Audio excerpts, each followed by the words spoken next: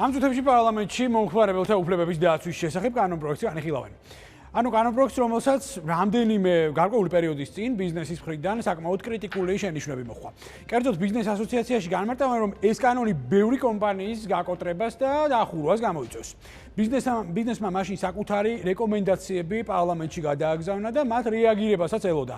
აპირებს თუ არა საკანონმდებლო ორგანო ბიზნეს სექტორის შენიშვნების გათვალისწინებას, ამას უკვე ჩვენი რეპორტიორი ელენე გოგბერაშვილი გვეტყვის, რომელიც დილიდან პარლამენტშია. ელენე, ისმენ ჩემ პირდაპირ ეთერში ხარ. დიახსანდრო, ადამიანის უფლებების შესახებ კანონპროექტი დარგობრივი ეკონომიკის კომიტეტში ახლა მეორე მოსმენით განიხილება. პირველი მოსმენით აღნიშნული კანონპროექტი კომიტეტმა მოიწონა, თუმცა როგორც ბიზნესი ამბობს, მაშინ მათი შენიშვნები არ იქნა გათვალისწინებული. მე შევახსენებ მაყურებელს, რომ აღნიშნული კანონპროექტის მიხედვით მომხმარებელს უფლება აქვს 2 კვირის ვადაში შესყიდული საქონელი ყოველგვარი საფუძვლის გარეშე დააბრუნოს უკან, ხოლო მოვაჭრე კი ვალდებულია, რომ მას გადახდილი თანხა სრულად დაუბრუნოს. ასევე აღნიშნული კანონპროექტი ითვალისწინებს მომხმარებელთა ომბუდსმენის ინსტიტუტის შექმნასაც, რომელმაც მომხმარებლის ინტერესები უნდა დაიცვას. ჩვენ ვესაუბრეთ კომიტეტის დაწყებამდე ბიზნეს ასოციაციის იურისტ ნიკა ნანუაშვილს, როგორც ის აცხადებს, ბიზნესი კვლავ ძველ პოზიციაზეა. ისინი აცხადებენ, რომ თუ აღნიშნული კანონპროექტი ამ ფორმით შევა ძალაში, ეს ძალიან ბევრი ბიზნესების დახურვას გამოიწვევს. ის ასევე აცხადებს, რომ აღნიშნული დოკუმენტი ეწინააღმდეგება როგორც უკვე არსებულ სამართლებრივ ბაზას, ასევე ევროდირექტივას და თუ ვთქვათ, ეს კანონპროექტი მოიწონა პარლამენტმა და ის ძალაში შევიდა, ეს გაყიდვების მიმართულებით სერიოზულ ქაოსს გამოიწვევს. თავარი შენიშვნა, თავარი პრობლემა, რაც ამ კანონპროექტთან მიმართებაში არის ის, რომ ამ კანონპროექტს მიუხედავად იმისა, რომ მას ქვია მომხმარებელთა უფლებების დაცვის შესახებ კანონი, არაფერი აქვს საერთო მომხმარებელთა უფლებების დაცვასთან.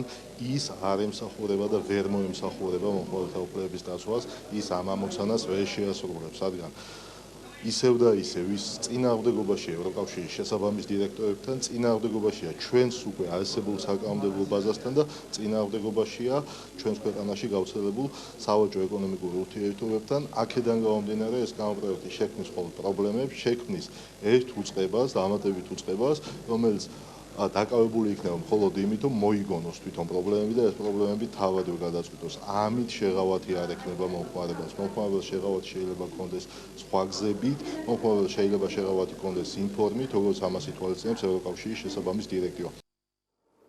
როგორც აღმოჩნდა, აღნიშნული კანონპროექტის არსებულ ვერსიას ეწინააღმდეგება არა მხოლოდ ბიზნესი, არამედ მთავრობა, როგორც ჩვენ ვესაუბრეთ დარგობრივი ეკონომიკის კომიტეტის ხელმძღვანელს, როგორც ზურაბ ტყემალაძემ განმარტა, აღნიშნული კანონპროექტის მიმართ შენიშვნები არსებობს როგორც ეკონომიკის სამინისტროს მხრიდან, ასევე ამის მიღებას ეწინააღმდეგება მთავრობაც. რაც შეეხება კომიტეტის კიდევ ერთ წევრს თემურ მაისურაძეს, ის ფიქრობს, რომ ქვეყანაში აუცილებლად უნდა იქნას დაცული მომხმარებლის უფლებები, თუმცა ის ამბობს, რომ ამ შემთხვევაში გათვალისწინებული უნდა იქნას ბიზნესის ინტერესებიც, მაგრამ ის ასევე აცხადებს, რომ უპირველეს შემთხვევაში უნდა იქნას მომხმარებლის ინტერესები გათვალისწინებული. რაც შეეხება მომხმარებლის ომბუდსმენის ინსტიტუტის შექმნას, თემურ მაისურაძე ფიქრობს, რომ დამატების ინსტიტუტის შექმნა ამ შემთხვევაში გაუმართლებელი იქნება, თუ აღნიშნული ფუნქციის შეთავსება უკვე არსებულ ორგანოებს შეეძლებათ.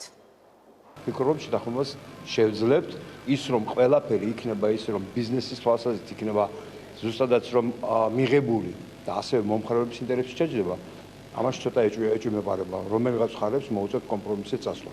მაგრამ ჩვენთან მომხმარებლის უფლებები ძალიან დარღვეულია და ვფიქრობ, ამას სერიოზული მიხედვა ჭირდება. ჩვენ ვერ ვიქნებით ქვეყანა, რომელსაც პრეტენზია აქვს ევროპულ ღირებულებებზე, თუ ეს ძირითადი ნაწილი არ იქნება დარეგულირებული.